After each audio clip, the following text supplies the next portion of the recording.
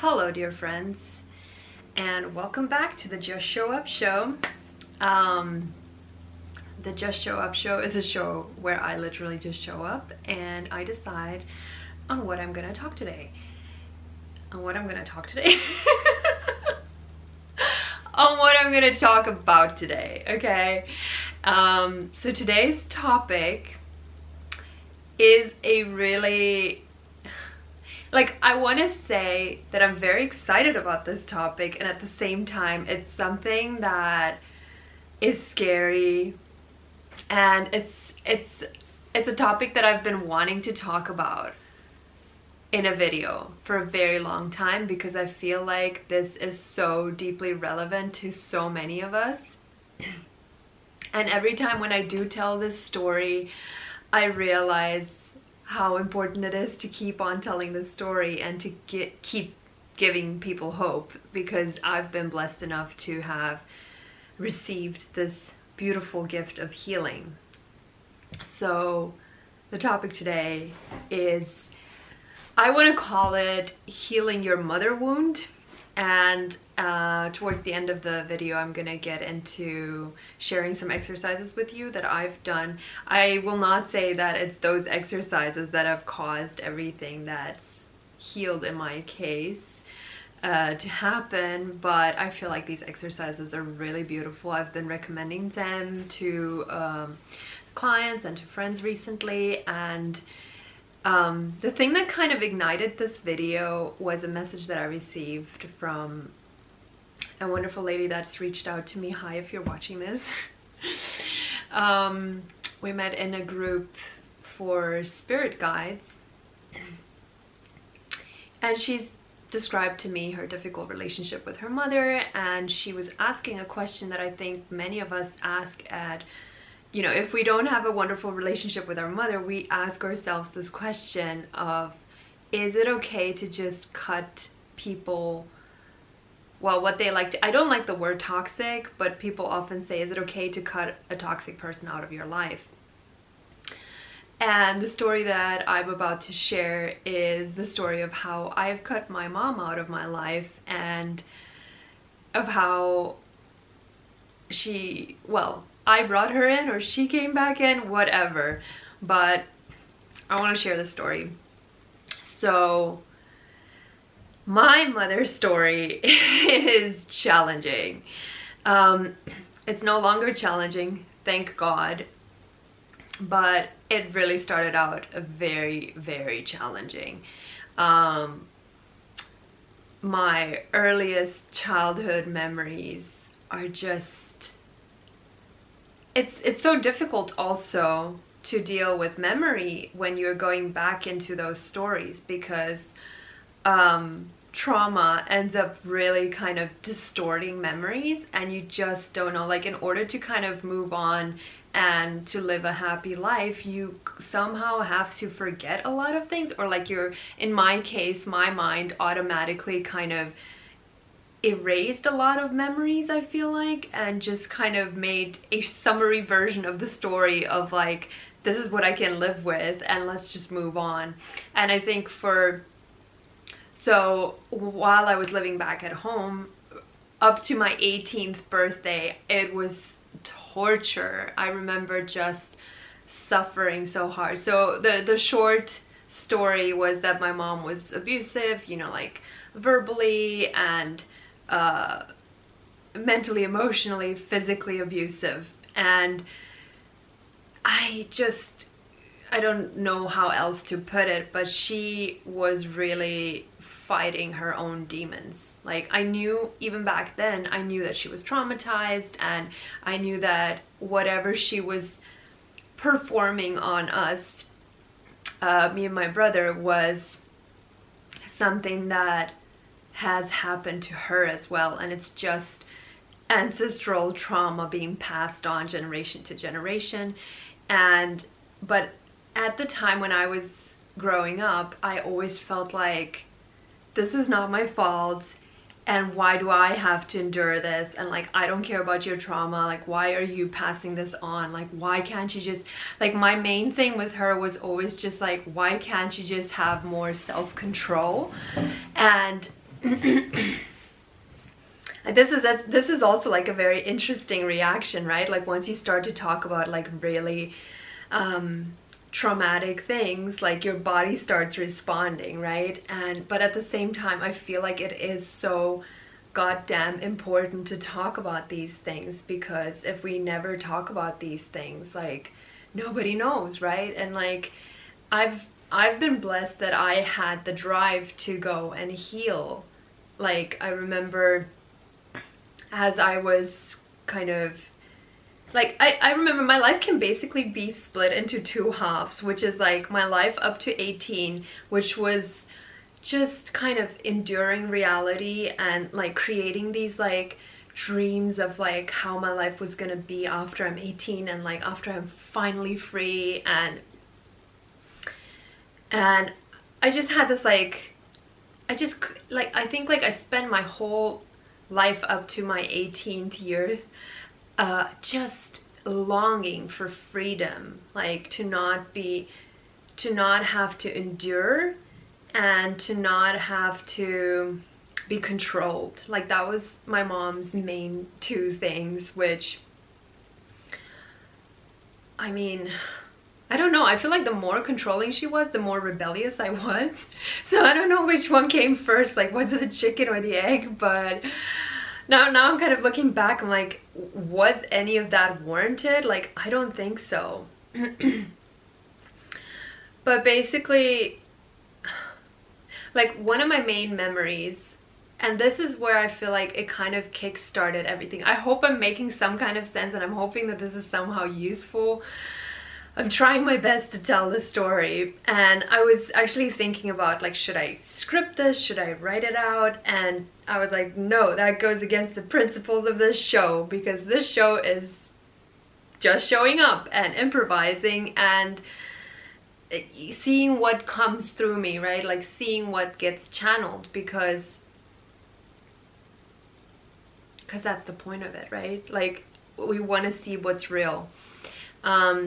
So one of my earliest memories of my mom, I just feel like I knew that she was very deeply unhappy, and I was like, God, I'm living with this weird ass character who's like, I remember just feeling like I pitied her, and at the same time I was just disgusted by her act. I was like, this is the lamest act I've ever seen in my whole life. Like, why do I have to witness this? I was like, can't you just be smarter? Like, just get over your trauma. And like, you know, like she was just so like everything drama, you know, like everything had to revolve around her, and her main story was like, you guys don't love me enough, you know. And like the first memory that I have of her is, I think I was like 4 years old, and she pulled this like manipulative thing on me where she was like, oh, like, if you loved me, you wouldn't be doing these things. Like, imagine saying to a 4-year-old child, like, what the fuck does a 4-year-old child know about anything, right? And then I, you know, like being naive and little, I was just like, no, of course, I love you. And she was just saying like, no, you don't. And that memory is so vivid in my mind of just like, whoa, like there's nothing that I can do. Like, and I feel like that was kind of like the overarching theme of my relationship with her during that time, was just the feeling of like, I can't, like I'm in no control over how this gets received. Like no matter what I do, I cannot predict the results. So like, I could even, you know, I also had to have perfect grades, you know, like if I had bad grades. And like recently I found this diary from when I was 12, and that period, like my early teenage period, was, oh my God, I was just full of rage and anger. And I mean, I don't recognize the person that wrote those things. Like honestly, it's just so angry. I'm like, oh my God, like this person is so hardcore. Like this 12-year-old girl is badass. Jesus Christ, you know, like she's so fierce and like, oh God. not taking shit in a way, but at the same time like enduring taking shit every day. So yeah, it was just like all of these different periods of like feeling so helpless and feeling like, God, like I wish somebody would, you know, like come and save me. And at the same time also feeling like kind of like being disappointed with myself that I didn't have more guts to just be like, okay, fine, fuck it, like this is the cards that I got dealt in this life, like why don't I have more guts to just go and leave?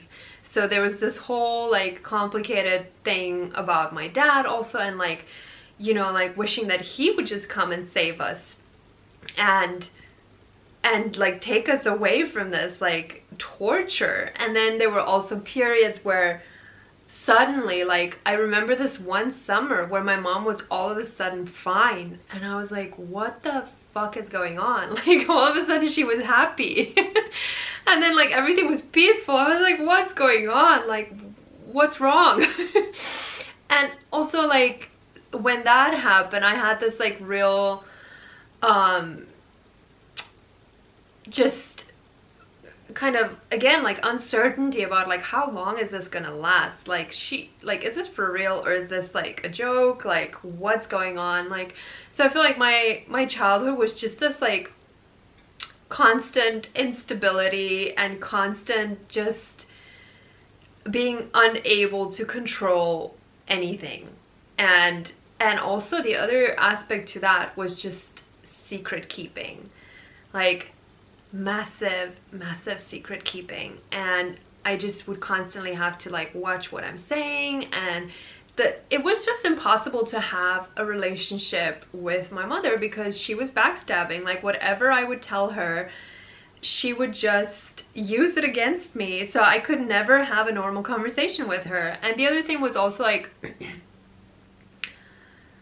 the thing that I really didn't like about her was this like lack of interest. Like she was just always depressed, and I was like, I love life, like I have so many dreams, like I have so much stuff that I feel interested in. Like I was, you know, like reading a lot, and whenever she saw me reading, she'd be like, oh, like why are you reading so much, you know? And then I'd be like, why the fuck are you just like sitting on the couch watching stupid soap operas? Like you're doing nothing with your life, like this is so pathetic. And yeah, anyways, like so it went on. I'm trying to keep this like relatively short. Then I had then one day I just really could not take it anymore, and I was like, I've been waiting for my 18th birthday for so long that I just cannot endure this anymore. And that I was around, I think 16 or 15, and I was like, that's it. Like I was self-harming at the time. And I was like, that's it, like I just cannot fucking handle this madness anymore. And I went and I tried to like slit my wrists open, and as soon as I saw blood, like this was actually also a very beautiful moment, because as soon as I saw blood, I realized that like my life is more important. Like I feel like that's kind of like my first moment of taking my power back and realizing like, okay, like all of this, as you know, like as much as it feels like it's never ever gonna end, like my life and my dreams are more important than this bullshit. So as soon as I saw the blood, I panicked and I was like, oh fuck, you know. And then, oh god, that scene is just so insane, like and it feels so divorced from my reality now, that, and I normally don't go back to these memories just for this, and I feel like this is kind of like the last time that I want to talk about it as well. And that's why I am making this video, is because I'm just kind of, that story has nothing to do with me anymore. Even though I am actually somehow, to some extent, including this, not exactly this story, but some aspects of it, because I feel like, you know, our childhood is so vital to the person that we become. And also when I went to do my ayahuasca trip in Peru and I saw visions, I was like, oh fuck, you know, like all my life I feel like I've been trying to kind of distance myself, you know, from how my parents are. And the older I get, the more I realize like, oh god, like this is so annoying, but I really am, you know, not only my parents, like I am 50-50 my parents, but at the same time I am also all of my ancestors, like all of their struggles, all of their trauma and all of their strength, all of that has created this person that I am. So I just cannot as much as like they irritate me, and as much as there's so many things that I don't want to associate with because they remind me of everything that I don't like in myself. Like for example, like my father is the most fearful, worried person on planet Earth, and I hate that in myself. I absolutely hate it. Like I hate worrying, and I hate being fearful, and I hate, you know, being this like playing small and all of that jazz. And I'm like, I'm trying so hard to overcome this in myself, and every time when I see it reflected back in them, it just drains me and it annoys me. And I know that this is still something that my next step that I have to work through. But so back to the story. When I was 16, I had a suicide attempt, and it was very dramatic, very dramatic. Like my dad lost it, and he ended up actually like, I think like he even like slapped me for trying to commit suicide. Like what the fuck? Oh my god, like this is really like a comedy. This is really a comedy by now. But anyways, all of that passed, and I think like, yeah, as I said, like that's kind of like the moment where I started taking my power back. And I feel like that's also when they realized like, hey, like this is really out of control, like this is really crazy, you know what I mean? Like if we don't fucking put ourselves together a little bit, like this shit is getting out of control. So I don't remember what exactly happened in the last 2 years. I remember I fell in love with my boyfriend, I was in a relationship, and that kind of was like a bit of a calming effect on me. It was like the first time that, you know, like, because I feel like in my family there was such a lack of love going on that I developed, you know, like as soon as I became sexual, like I realized like that's my portal, like that's how I can get love. That's the way that I'm gonna, you know, like quench this lack in myself. And so I managed to get to my, finally I got to my 18th birthday, and I was free, and I went on a big backpacking trip that I wanted to, you know, I wanted to travel. I had all of these dreams. I was like, yes, I'm free now. And then I went to uni, and then I thought that I can just leave all of this stuff behind me. I was like, well, excellent, you know, now I'm free. I don't have to deal with this anymore. Like, how wonderful. And then I was kind of really shocked to see that you can't run away from these things. Like, you cannot run away from your trauma. I remember the first 3 months of me moving away and going to uni, I had nightmares, like brutal, horrifying nightmares about my mom night after night. And I was just like, oh fuck this shit, you know, like I thought I was gonna be having a party, and like this thing is just coming to haunt me, and I could just not get away from it. And I was like, this is so fucking annoying. And so time went on. I got married very young. That's another story. But the thing that really kind of caused my real like cutting my mom off was one time when, I think it was the second time or the first time that I went back home with my husband and my brother was still living at home. And so for the first 2 days, she was behaving herself, like everything was fine, like she acted like a normal person. And then I think it was day three, she started like yelling at my brother, you know, and like doing her whole act and like chasing him. And it was just, I was so mortified. Like I was just so fucking embarrassed. I was like, you can do this like amongst ourselves, but don't do this in front of a stranger. Like I'm trying to be a fucking adult right now. Like you're embarrassing me in front of my husband. Like I don't want him to see, you know, like to see where I came from. Like I don't know, I just felt like I wanted to keep that private. And then I remember my brother saying something to me. He said, why are you coming back home? Like if I was you, because he still had so many years to go until he could be free.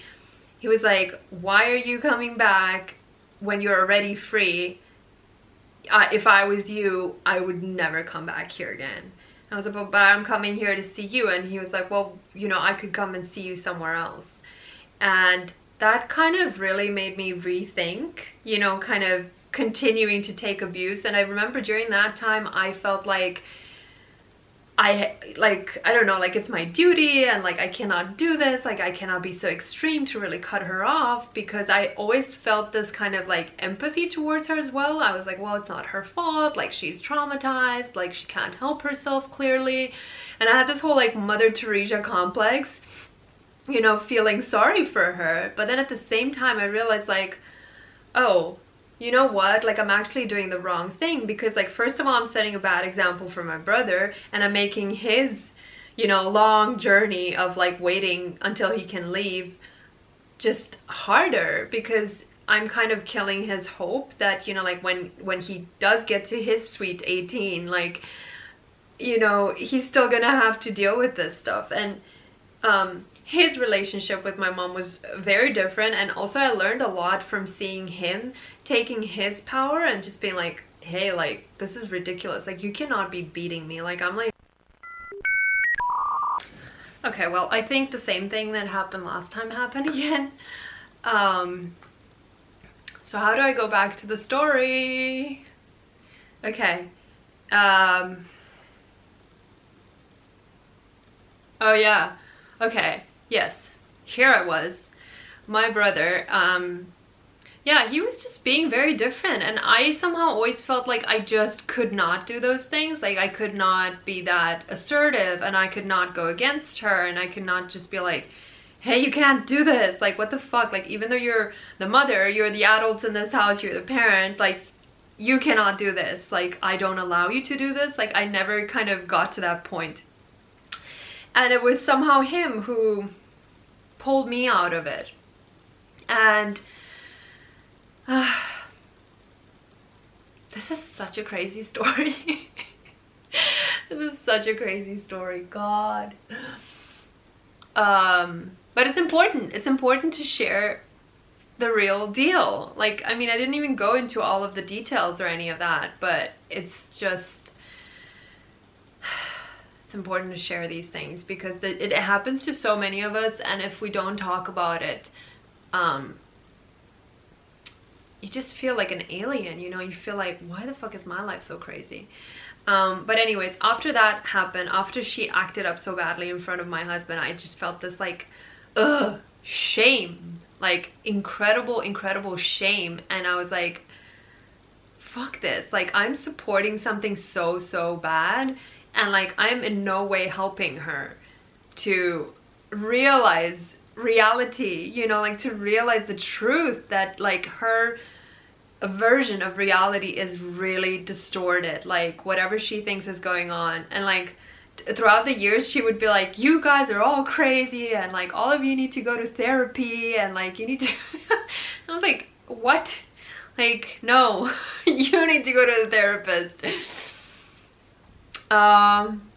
So for the next 4 years, like I didn't know how long it was gonna last, like I never had a number in my mind, but after my brother told me that, I was like, okay, yeah, fuck it, he's right. You know, like I need to withdraw. And at the time I saw her as this like barking, crazy, wild, angry dog, you know, and I was like, if this wild dog has nothing to bark at, this dog will calm down and we'll see it. Maybe like, I don't know, we'll have an epiphany and realize like, okay, like, you know, kind of start to like look around and like see reality, right? And like realize like that they've been creating all of this drama the whole time. So it was really hard, to be honest, like, because I would be calling my brother at home and then she would be in the background, she'd be like yelling and like, why didn't she talk to me? Like, why? Like, what have I ever done that's so bad that she would not want to talk to me? And like, am I so horrible? Have I never done anything good in my life? Like, it was just all of this very manipulative talk. And I stood strong and I was like, I'm just gonna ignore whatever noise is in the background, you know.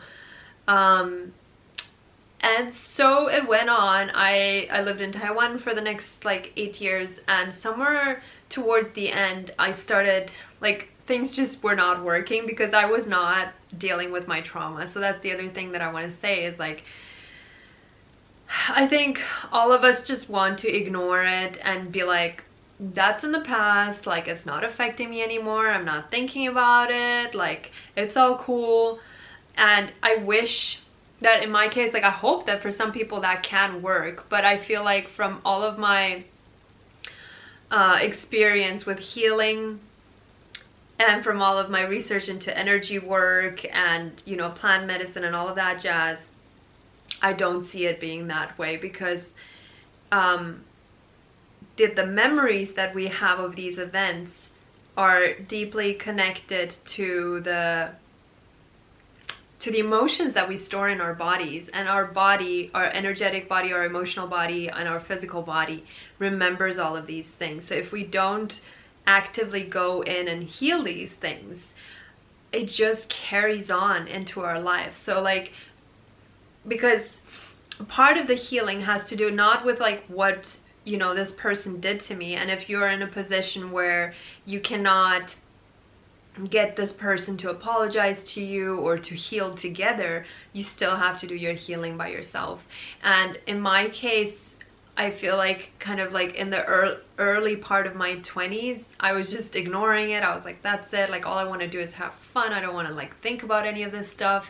But then as time went on and as I realized like, oh shit, like, you know, all of these unresolved patterns from my relationship with my mom and like how my personality was formed, you know, like my perfectionism to some extent, and that's why we're having this, you know, concept of this channel, is because like otherwise I would just obsess about everything having to be right and like, you know, waiting indefinitely until like conditions are perfect and all of this nonsense. So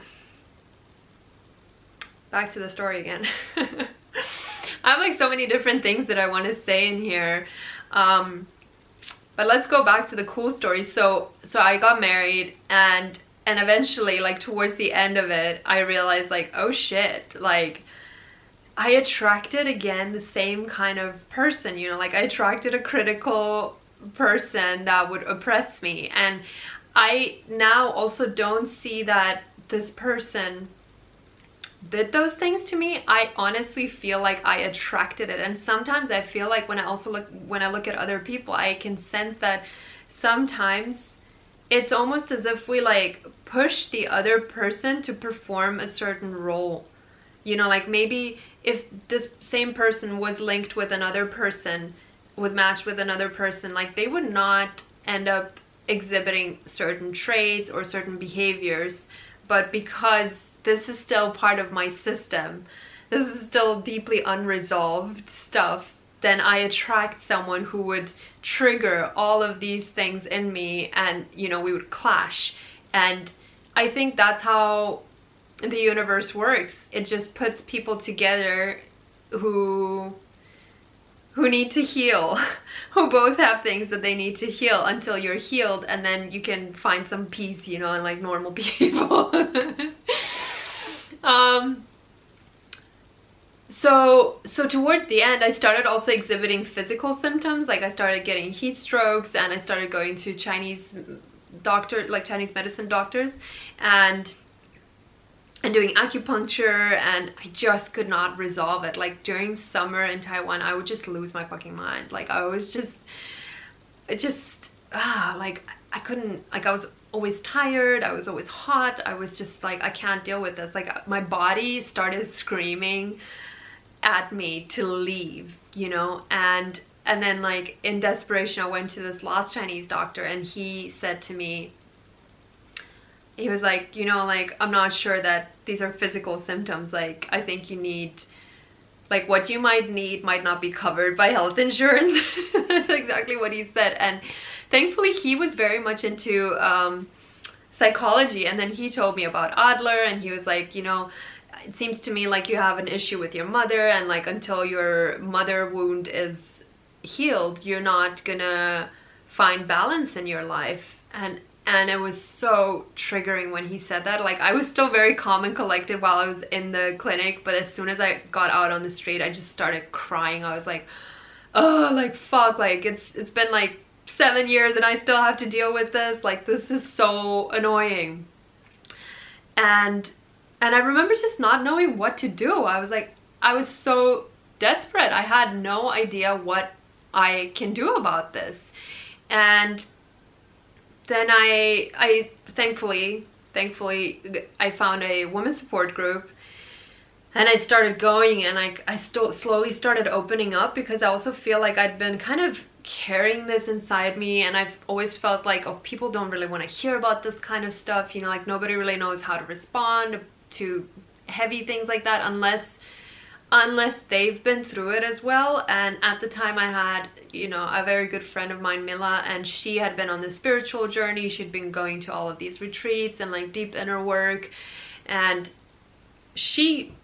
I could see in her example that as soon as she started changing, she also had a really bad relationship with her mom, and as soon as she started changing, her mom also started changing. And I was like, whoa, like that's insane. Like I can't believe, you know, like I've always heard that that's how it goes, but it just seems too sci-fi until you experience it yourself. So I started going to this Chinese doctor, and I went to this retreat that this friend of mine recommended me to go to, and they did some Reiki work on me to kind of, they role played with me to talk to my mother and to talk to my now ex-husband. I mean, at the time we were still together, but like in the process of breaking up. And they were like, you have to take your power back. And they role played with me, you know, to tap into my emotions, to tap into my body, and to just speak back, which is something that I feel like I've never done until that point. And the doctor over there, he taught me how to work with energy and how to feel my power. And I feel like now that I think back to it, I'm like, wow, like that is such a, it seemed like such a basic thing, but in that one session that I had with him, he was like, well, what can I do for you? And I was like, I don't fucking know. Like, we only have an hour. Like, what do you think you can do with me? And I paid them a lot of money, and I think that it has something to do with like paying a lot of money, that I really believed it has to work.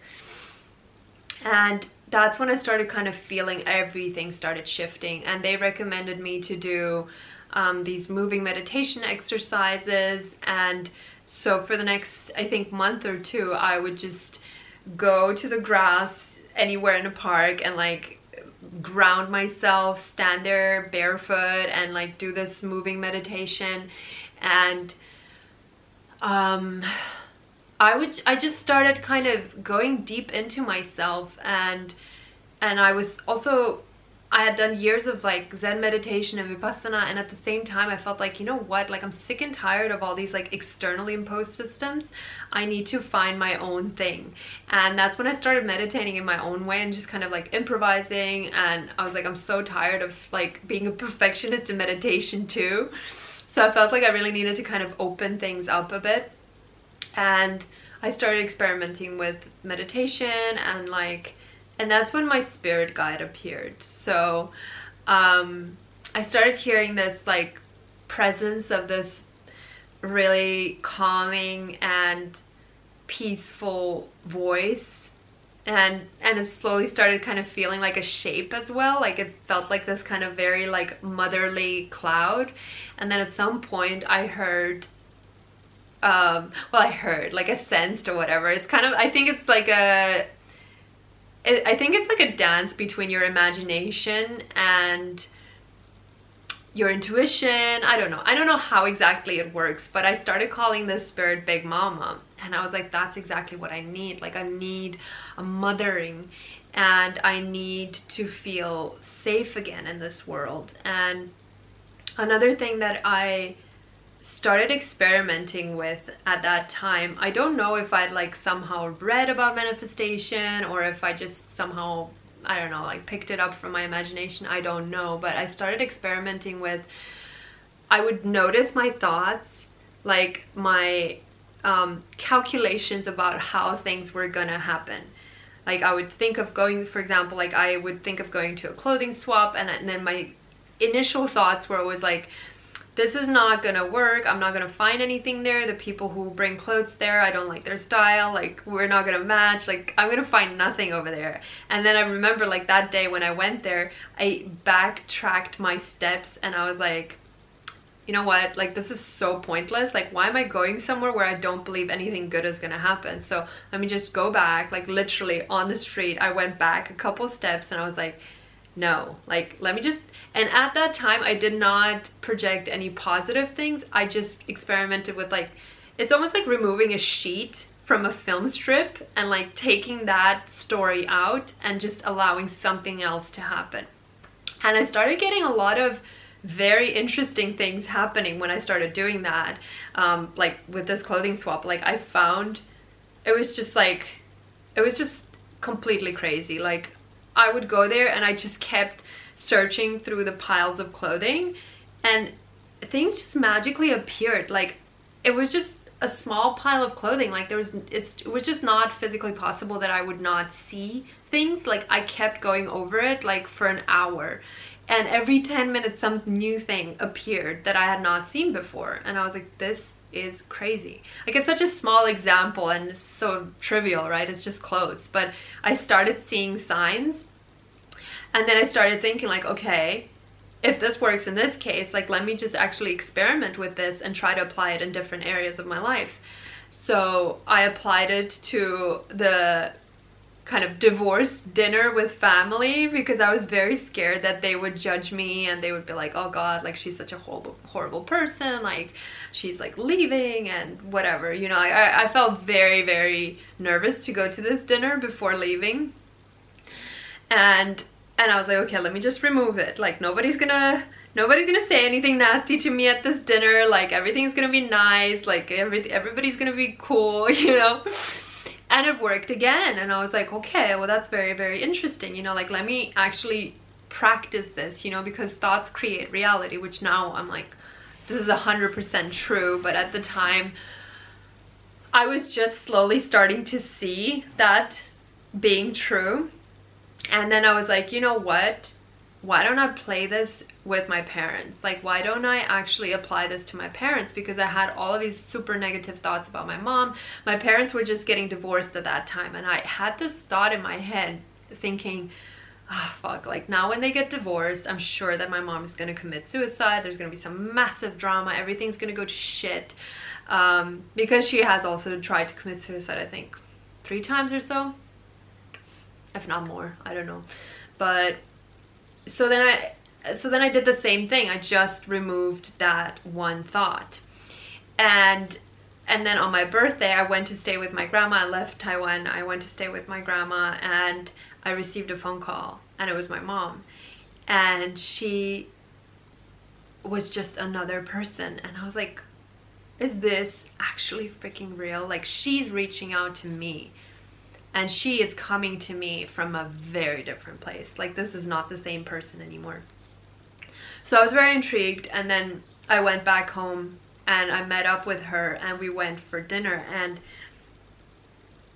she was a different person. And I asked her, I said, well, how did you do it? You know, because I spent 10 years on my healing journey trying to figure out, you know, like I read so many books, I went to so many meditation retreats, I went through every and anything in order to heal and in order to feel good.